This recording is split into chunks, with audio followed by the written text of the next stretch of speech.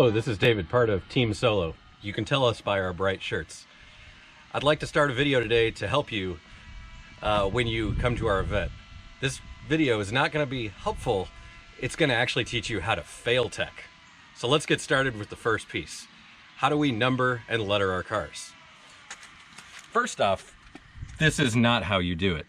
These are too small, these will fall off, and plus they're kids' toys. This is another common problem we see, tape on the windows. The great part is we have tape available to you to help you make numbers. When you put them on the window, you can't see anything. One more. This is another common thing we see. Blue on blue, white on white, dark on dark. We don't want any of those colors that blend together. We have to be able to see these from over 50 feet away to be able to tell which car you are. Also, the numbers are really hard to tell what they are, and the letters. And plus, it's just messy. And in your pictures, your car's gonna look stupid. Here's a great example of the proper way to do tape numbers and letters. Nice and big, can see it from afar, very clear block numbers that tell you what the number is and what the class is. And the class is just as important as the number. Before you come to tech, you need to have all your numbers and letters on. Now, if you get really serious about autocross or track, the first thing you're gonna wanna do is invest in magnetic numbers. You can either cut them yourself like I did with these from the magnetic vent covers, or you can get them from our great partner like Solo Performance and they'll cut them to your specifications. The great thing is you can ride them on the street without your numbers and slap them on when you get to the event.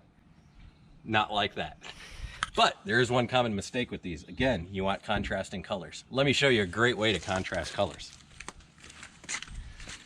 Now these are not magnetic, however, the black on gold is a great contrast. Easy to see from a distance, great big size and to the specifications. And that brings me to one more thing. If you're gonna make your own, look up the rules and make sure they're the right size.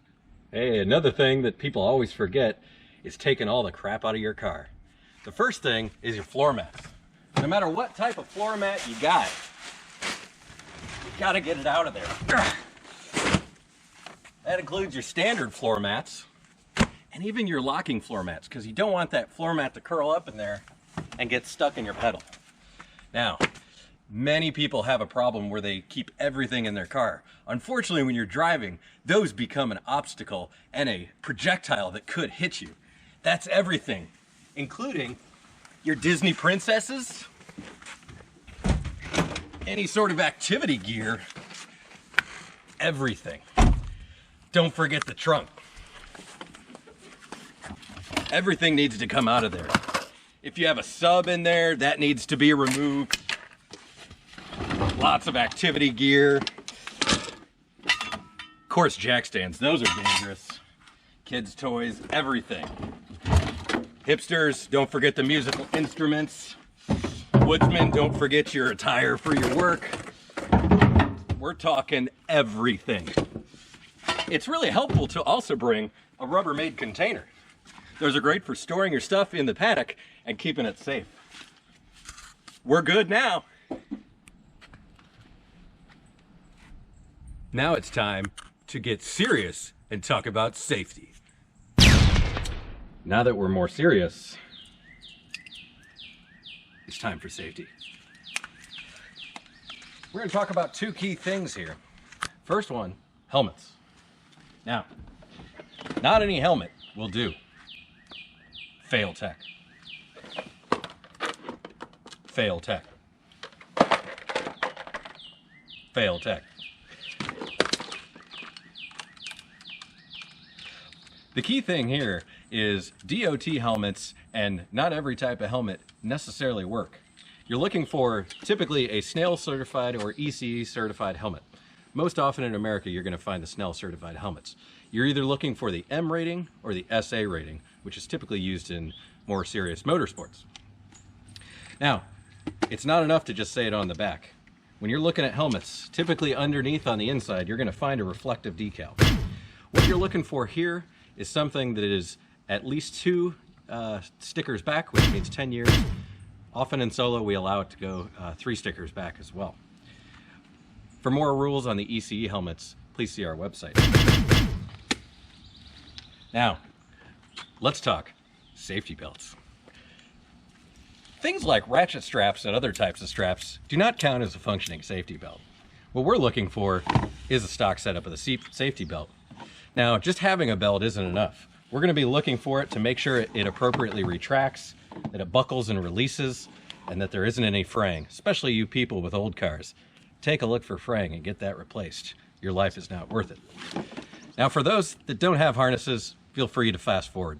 But for those that do, we got a lot of important data for you. First off, in an open car like this, you cannot run a harness without a roll bar.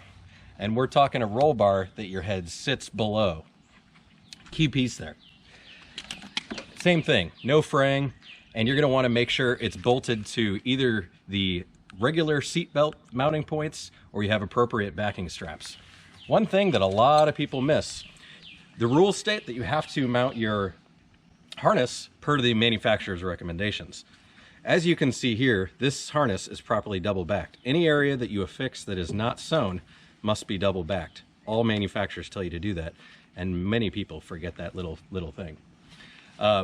Angles, things like that, always refer to your manufacturer's recommendations, or just ask one of us on Team Solo. What do you want? Oh, hey, I'm here to teach you about tires and brakes. The key here to pass tech is to make sure you have lots of tread on your tires and a good amount of brake. Always check that before you come. Now you also want to look for damage to the tires. We're talking cuts, bubbles, other sort of damage. You also don't want any cords. Plus, if you don't have any tread, you look like a fool if you drive home and spin out onto a field. That's a BMW thing. A great example of something you don't want is tread like this, nice and flat. Plus, it's a plastic tire. That'd be stupid.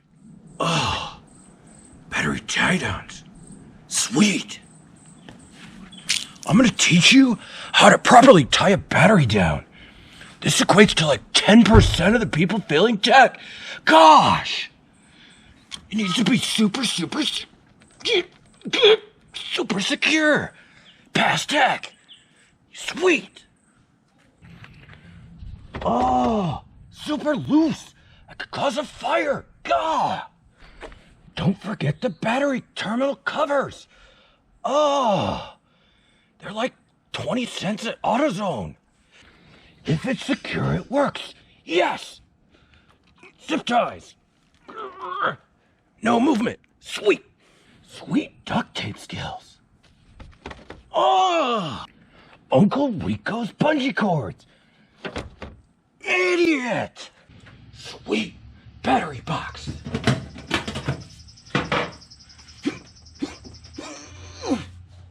Oh. Hey chaps, Croc Hunter here. Today, we're going to be hunting for the rare, prepared car. Quick, I think I see it. It's in its habitat. Oh, this is a real find. I bet we'll learn how to fail tech, definitely. Oh, look. It's marking its territory. You need to look for leaks, especially if you have a special car like this. What you want to do is make sure all your fluids are topped off. If anything's leaking, get it fixed before you come to the event. Oh man, these prepared cars have so many things. If you have a prepared car, make sure that all your wiring is secured, you have all the safety and caging required, and most importantly, look at the rule book. I bet there's some suspension problems. Let's check. Oh, I found one. It's missing a lug nut. Always make sure all your lug nuts are there and they're torqued down appropriately. Get yourself a great torque wrench if you don't. Don't forget, look for the click and listen. Oh, it's tight. All right, next thing we check is to make sure all the ball joints, bearings and everything in the suspension is nice and snug. If you grab the rim and you feel play, that's bad. Let's see. Oh, oi, that is not gonna pass tech. You need to get this fixed. It's dangerous. Crikey. Thank you everybody for watching this video. Obviously, Team Solo likes to have a lot of fun, but this video hopefully is just a simple little thing to keep you safe. The reason we do this is it's important to us that your car and yourself return home in the same condition you brought it to our events. The cool thing is, if you run with us for long enough, about 2 years, and you get yourself some permanent numbers, we offer something called year-long tech, where you can use a video like this at the beginning of the season to make sure your car's safe. Any major changes, we ask you to come back to the tech and get it looked over again, but it's not a big deal, and we're very happy to have you.